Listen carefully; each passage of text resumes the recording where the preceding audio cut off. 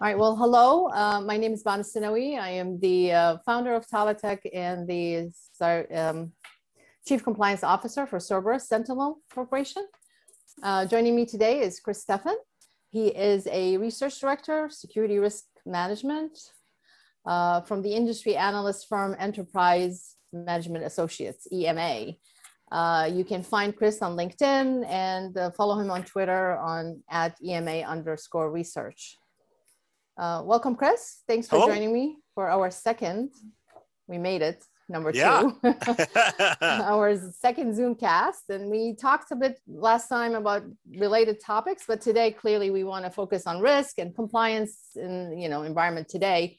And I'm going to start with talking about,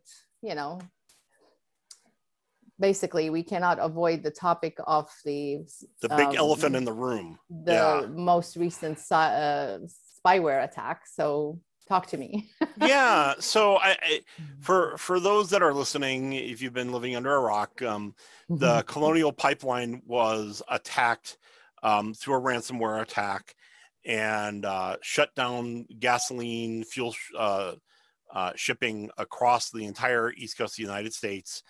The fuel line was down for the better part of 5-6 days total, I think.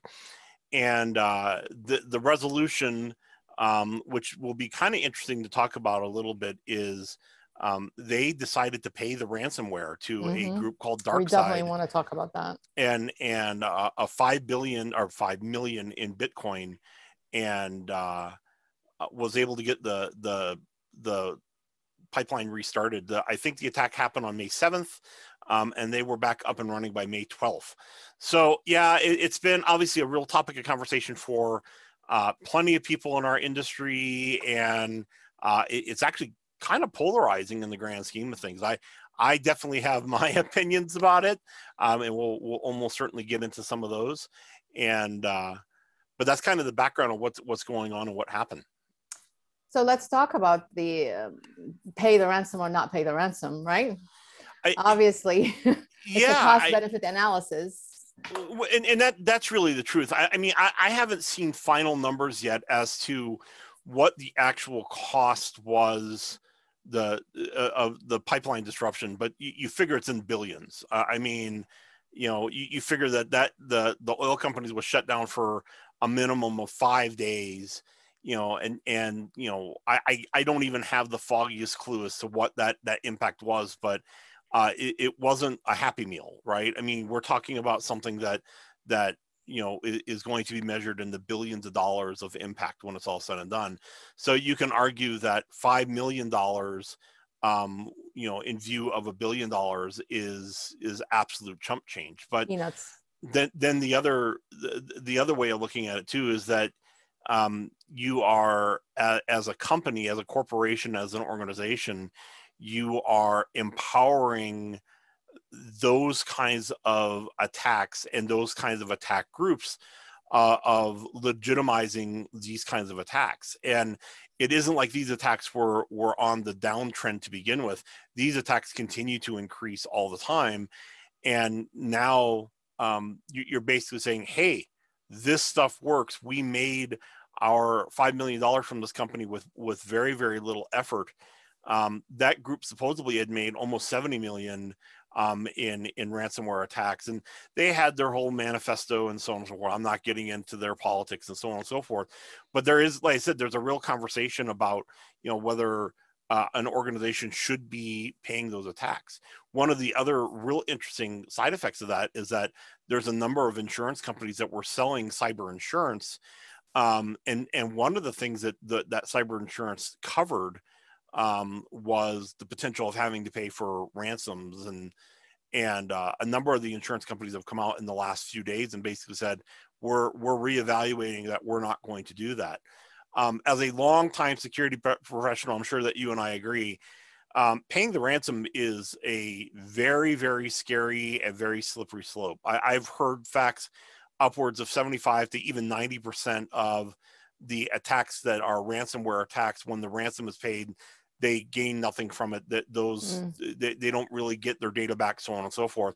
So you can talk about whether paying the ransom is even effective or not, but even apart from that, you kind of have to decide, you know, if you are going to pay that kind of ransom and what it really means. You mentioned the cost benefit. I don't think there's any question about the ransom was, you know, literally a pittance compared to what the overall impact was. And when you start talking about critical services like, you know, energy and healthcare and financial services, that calculus is probably all the same. But it's the overall empowerment of those organizations doing that that's really the key there. And so paying the ransom, what does that really entail, and what does that really get you in the long term? And quite bluntly, and again, we're just starting to recover from this latest attack, but quite bluntly, it's going to empower those kind of actors to probably do this more and more. And that is a truly unfortunate and scary thing to me. And, you know, that related to the insurance policies, they know there is an insurance policy that will pay. So they've made that part of their calculus, right? If the company has an insurance policy, then why not? So what do we do? I mean, I hate to say this, but our infrastructure is really at risk. We know that. Who are we kidding? And our infrastructure, everything from water to electricity to power, energy, everything. And we're here, risk management professionals, struggling with getting people to take it seriously, honestly. I mean, we provide these proposals and people are like, well, how much of our revenue needs to be dedicated to managing risk? Well, I don't know how to do the math on your reputation and ransomware, et cetera. Well, yeah, and then this kind of thing happens, dialogue. Right? Yeah. I mean, and so I would like to choose to think, and maybe this is just too pie in the sky, but I would like to choose to think that, you know, when you have an organization that sees this kind of attack happening to them, that they hopefully are reevaluating and saying, hey, maybe we ought to really be taking some of these kind of risk associated attacks more seriously. At the core, and I even hesitate to say this because it's so basic, but this attack could have easily been stopped with very, very, very basic security 101 kind of controls in place and security awareness within the employees. I mean, so many of these ransomware attacks come from somebody clicking on the wrong email and getting something installed that they shouldn't have, you know, systems being updated, you know, not having external access to core systems, you know, things that are what I consider to be absolute, the bottom of the barrel, you know, the lowest hanging fruit of things that you need to change. And it really kind of displays that, you know, it isn't being done everywhere. We think that, you know, in the last decade or so that all these regulatory controls and vendor due diligence controls have really increased our overall security posture. And I guess to a degree they certainly have, but then something like this happens and you really got to kind of step back, self-examine and say, where the heck are we? What is going on? Are we really taking this seriously, or is this all smoke and mirrors? People really aren't paying attention to it. I'm going to choose to be the positive person and think that, you know, this is an isolated event. Unfortunately, I know also from people that I talk to that it isn't an isolated event. So I hope this serves as a wake-up call to a lot of those organizations, especially when it comes to critical infrastructure, that they're paying attention. And what the long-term outcome that you and I would almost certainly agree on what's going to happen is that if you can't go to regulate yourself, there are certainly friends in the federal government that'll be happy to come regulate you for you. And I'd like to think that we can police ourselves, but obviously this is a perfect example where we can't. And so maybe we do need some further regulation in that regard. I always would prefer not to do that, but that's kind of what we're leaning towards now. Well, honestly, just to get on a professional opinion, personal opinion, we have plenty of regulations. We're not enforcing the regulations. Yeah, that's absolutely right. I don't believe we need a new standard and we do not need any new controls. We just really need to make sure that these controls are implemented. And you hit the nail on the head. This is really what frustrates me more than anything else, which is basic cyber hygiene is not that hard to do. And we're failing miserably because we're just basically not doing the basic things. We are not isolating our critical systems. We are not monitoring or, you know, alerting. If we had a monitoring system in place, we would probably detected some unusual activity.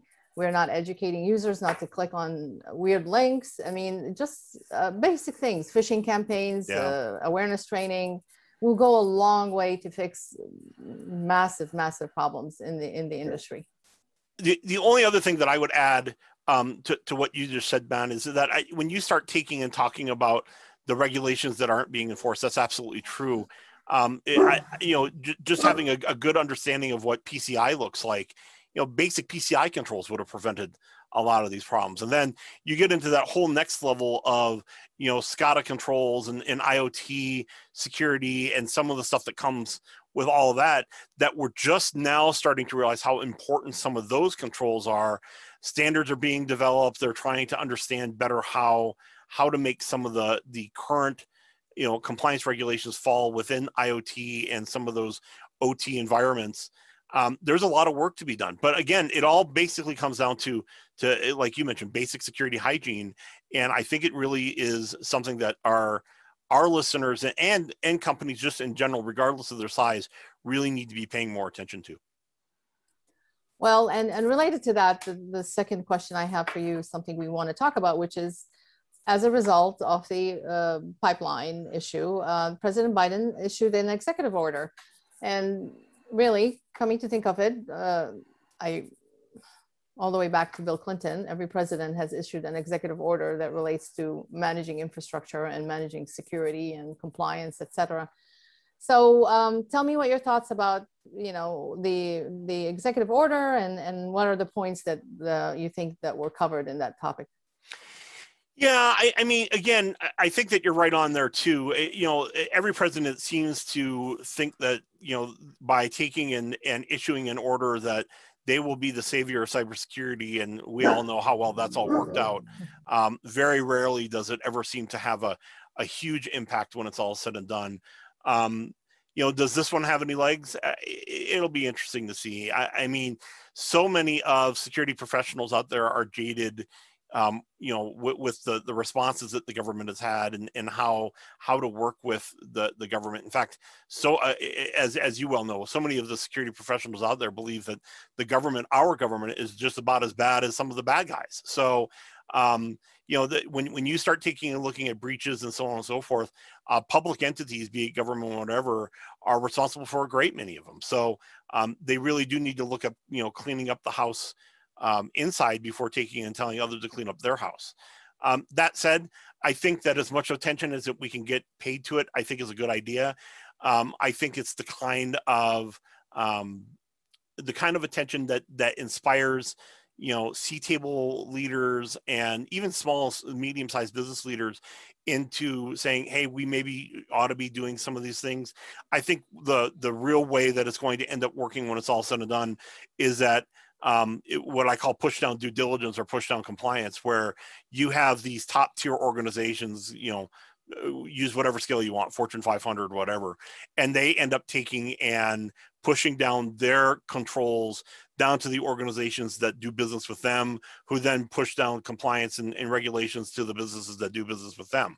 So all of a sudden you have, Bob's House of Paperclips that does business with the biggest bank that you can come up with, now all of a sudden has to pay attention to security infrastructure. Unfortunately, I don't see any other way to make it work. I think that you're going to have, the carrot and the stick kind of methodology. And this is one of those times where the stick is going to have to come into play a little bit. And if that's what the executive order kind of allows us to do, then by all means, let's go down that road. Absolutely. That's what CMMC is attempting to do right now. And Yep. It's really the nth, we say third-party risk management, essentially it's the nth party, right? And it has to be a supply chain. If you're supplying screws to the DoD, then and you contract with Raytheon, then Raytheon probably should be responsible for making sure that you are in fact in compliance, or some entity. Yeah, the CFPB. So the risk trickles up. Yeah, the CFPB did the same thing. They had what were called SIFIs, significantly important financial institutions, and the first run of the CFPB took and regulated, I think it was 17 SIFIs, which was the biggest banks that you can come up with and some of the other financial institutions. And then from there, the next tier was all of the regional banks and so on and so forth that did business with those SIFIs. And then from there, the regional banks did, business with all the local banks.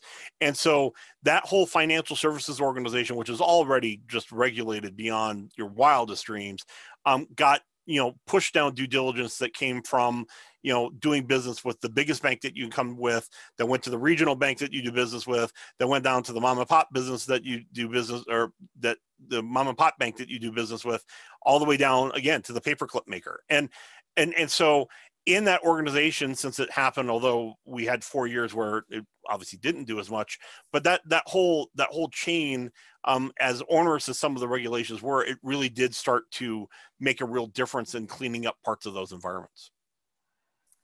So I guess a good wrapper is that we are professionals. We provide security, risk management services. How can we tailor these services in a way that is appealing and actually understands the demand and the need, right? I find this, to me, is a puzzle. How can you convince people that this is a service that's worth paying for and in fact will improve your posture? Yeah, it's a hard story, and it's one that I've struggled with, just as you have, really my entire career. People look at security as something that you're spending money on. You're not making any money being, security minded. I love to hear the occasional story where you hear security and compliance being a differentiator, which God help us that that's actually true, but it is true in some cases. That said, you got to have a leadership and a board that understands the importance of security and the importance of evaluating the risk and trying to deal with it accordingly. And for bad or for good, these kind of events kind of help stimulate those things. So if you're out there in Zoom land paying attention to this, and you haven't talked to your C-table, your direct bosses, what have you, about the needs to either engage a third party in risk management, or to, understand what an MSSP can do to help you, or to really evaluate how your own security program is meeting the needs of your organization, you're really taking and doing yourself a disservice. I'm really not one to say that, to quote Rahm Emanuel, to let a good crisis go to waste. But in this particular case, you do want to take and use the current events that are out there and make certain that people understand it. I'll do another shameless plug. Star Wars Day was a couple of weeks ago on May the 4th. May the 4th be with you, everybody. And I write a blog. I write a blog every year about how the security failures of the Empire allowed the rebels to win. And it's always very, very well received and circulated all over the place because it's extremely topical. It's something that security professionals obviously are interested in because we're all nerds. But at the same time, you end up seeing a lot of people passing it around because everybody hears about Star Wars. Everybody understands that it's May the 4th day and Star Wars Day, and it's all over the news. So why not use that opportunity to take and talk to people a little bit about, security awareness and risk and what have you. So, again, I hate to say that we're going to use this, particular attack as the catalyst to take and move us the next step forward, but you'd be remiss if you didn't take and maybe even over, lunch, heaven forbid that we have lunch together because we're actually starting to do that again.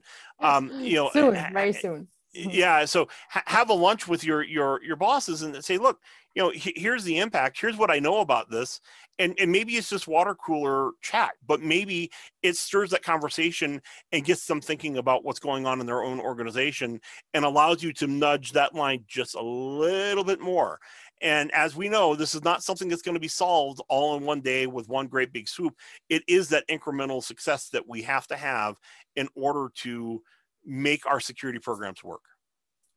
Well, not only taking advantage of a crisis, which is, I think, a legitimate thing to do in this case, but also bringing it down to a level that people can relate to and understand. I think it's a lot about, in my opinion, managed compliance services is just such an esoteric thing. And what does it really mean?